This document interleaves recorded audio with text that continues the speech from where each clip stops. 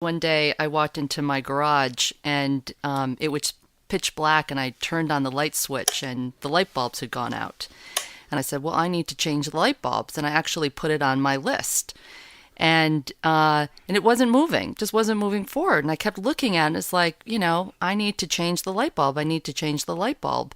And I realized at some point that the reason why I was procrastinating on it was because that wasn't the next action. Actually, the next action was to go on the ladder and figure out specifically the light bulb that needed to be in that. And I knew that on one level. I knew that, I don't really think that's the next action. But I thought, well, that's just too granular to actually say, I need to get a ladder. I didn't even own a ladder. But then it wasn't to get the ladder. Actually, the next action was to call Keith and say, Keith, can you come down and bring your ladder so that we can take the globe off and take the light bulb so that I can actually then go to the hardware store and get the light bulb and then go back on the ladder and change it. And that was actually pulling at me over and over and over again because I had never really got it that granular that really the next action was to call Keith.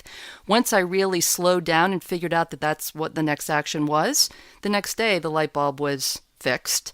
The great example about that is that I don't know if any of you are out there going, wow, that really seems like way down a rabbit trail here.